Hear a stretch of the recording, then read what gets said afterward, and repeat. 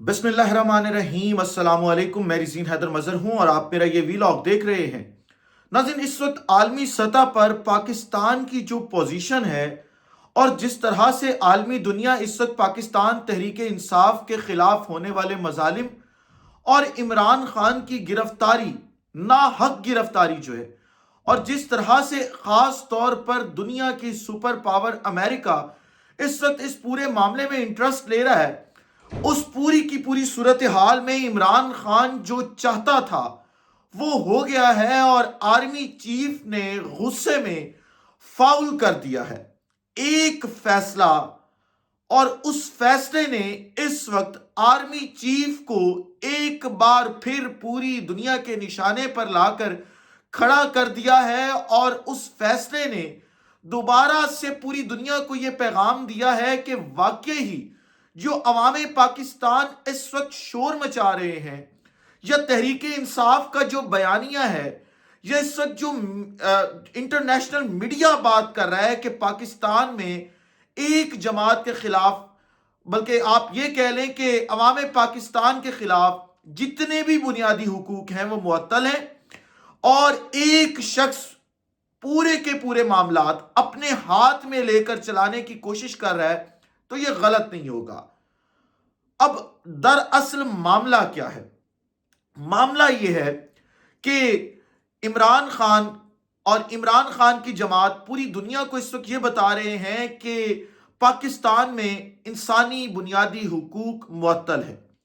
किसी भी किस्म का बुनियादी हक जो है वो खास तौर पर तहरीक इंसाफ के वर्कर और इमरान खान को नहीं दिया जा रहा, उनसे उनके हुकूक छीन लिए गए हैं। और हमने देखा कि कल आर्मी चीफ ने एक स्टूडेंट से तकरीर की और उस तकरीर के बाद लोगों ने उंगलियां उठानी शुरू की। अब वो गुस्सा इतना था क्योंकि एक तूफान बरपा हुआ सोशल मीडिया पर और हर शख्स ने तनकीद की, हर जी शऊर शख्स ने तनकीद की। अब उस तूफान का गुस्सा इस सूरत में निकला कि इमरान खान से जो मुलाकात की एक इजाजत थी, यानी अडियाला में उनसे लोग मुलाकात करते थे, उनकी जमात के लोग वकला मुलाकात करते थे, उनकी फैमिली मुलाकात करती थी, वो मुलाकात का हक उनसे छीन लिया गया और कहा गया कि इमरान खान अब किसी से नहीं मिल सकता। मतलब इमरान खान को आइसोलेट कर दिया गया। और इमरान खान इस वक्त पूरी दुनिया को बता क्या रहा था? पूरी दुनिया आपके बारे में क्या कह रही थी? अमेरिका में जो पाकिस्तान डेमोक्रेसी बिल आ रहा है वो किस चीज के ऊपर था और किस तरह से जो है वो तहरीक इंसाफ पूरे की पूरी चीजें जो है वो पोर्ट्रे कर रही थी इंटरनेशनल मीडिया के सामने और दुनिया की बड़ी ताकतों के सामने। एक गलती ने आपको कहां से कहां ला के खड़ा कर दिया है और आपने अपने मुंह से बता दिया कि हाँ, इमरान खान के पास जो है वो कोई हक नहीं है, ना ही उसको इंसानी बुनियादी हुकूक जो है वो मुयसर है। एक इंटरनेशनल जो चार्टर है उसके तहत बुनियादी हक है फेयर ट्रायल का, जो कि हर रियासत पाबंद है अपने शहरियों को देने की, लेकिन इमरान खान के पास तो वो एक फेयर ट्रायल का बुनियादी हक भी आपने नहीं रहने दिया, बल्कि एक इमरान खान के पास क्या, तमाम के तमाम सियासी कैदियों के पास आपने ये एक हक नहीं रहने दिया। दूसरी तरफ जो है वो तहरीक इंसाफ को तोड़ने की एक कोशिश की जा रही थी और आपने थंबनेल पढ़ा होगा जिसमें मैंने कहा था कि डब्बू बैल बन गया। और अब डब्बू कौन है? बेसिकली डब्बू है जी फवाद चौधरी। फवाद चौधरी को इमरान खान ने अपने दौर में बड़ी इज्जत दी, बड़ा मुकाम दिया।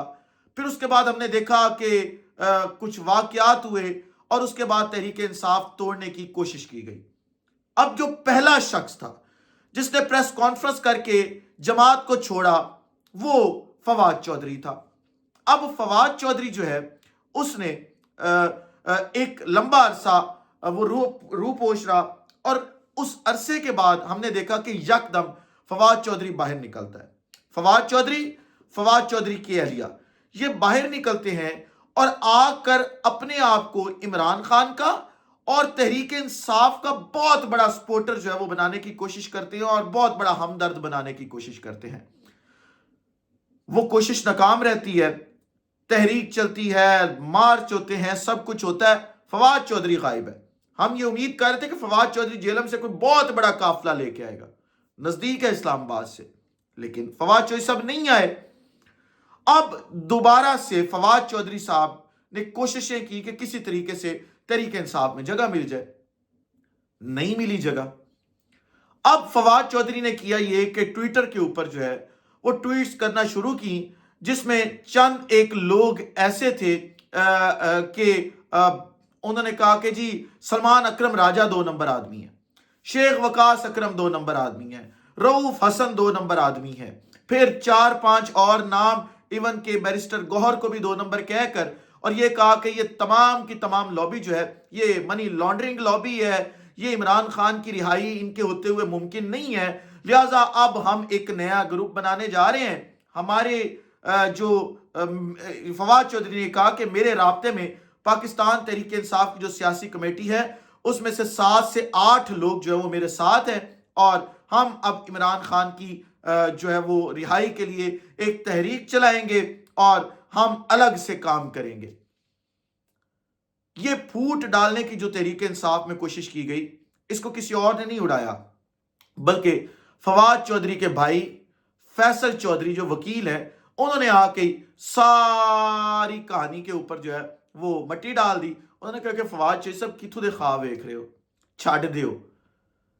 یہ باتیں آپ کے بس سے باہر ہیں، اور آپ اگر تحریک انصاف توڑنے کی کوشش کرنا چاہتے ہیں، یا آپ دوبارہ کوئی فارورڈ بلاک بنانے کی کوشش کرنا چاہ رہے ہیں، یا آپ سیاسی گروپ میں سے کوئی ایک نیا گروپ نکال کے اور جماعت کو ہائی جیک کرنے کی کوشش کرنا چاہ رہے ہیں، تو یہ آپ کی غلط فہمی ہے. دوسری طرف جو ہے وہ سیاسی کمیٹی نے فواد چودھری پر پابندی لگا دی اور یہ کہا کہ جی فواد چودھری کسی بھی پلیٹ فارم پر اپنے نام کے ساتھ تحریک انصاف کا نام نہیں لگا سکتے، جس کے اوپر پھر ایک بحث چل رہی ہے. ایک طرف فواد چودھری لوگوں کے اڑتے تیر، میں آسان الفاظ کرتا ہوں، اڑتے تیر لیتے پھر رہے ہیں. دوسری طرف ہبہ فواد ان کی بیگم پاکستان تحریک انصاف کی ان ورکرز کے خلاف بات کر رہی ہیں جنہوں نے آپ سمجھ لیں کہ جلا وطنی کاٹی، اپنے شہر چھوڑ کے، گھر چھوڑ کے کہاں بیٹھی ہیں کہاں نہیں بیٹھی. وہ عورتیں جنہوں نے جیلیں کاٹی، ان کے خلاف ہبہ فواد لگی ہوئی ہیں. اور یہ کیا بتانا چاہ رہے ہیں، کیا کرنا چاہ رہے ہیں، کسی کو کوئی سمجھ نہیں آ رہی. اسی لیے میں نے تھمب نیل کا ٹائٹل رکھا تھا کہ ڈبو بیل بن گیا، کیونکہ جب بیل جو ہے وہ پاگل ہوتا ہے نا، پھر وہ کبھی ادھر سینگ مارتا ہے کبھی ادھر سینگ مارتا ہے، اور سینگ مار مار کے جو ہے وہ اپنا ہی نقصان کرتا ہے، کسی دوسرے کا کوئی نقصان نہیں ہوتا. اس ویلاگ سے اجازت دیجیے گا، اگلے ویلاگ میں دوبارہ ملاقات ہوتی ہے. اپنا خیال رکھیے، اپنے کے لوگوں کا خیال رکھیے، وطن عزیز پاکستان کا خیال رکھیے. اس وطن عزیز پاکستان کو اور آپ تمام لوگوں کا اللہ حامی و ناصر ہو. پاکستان زندہ باد.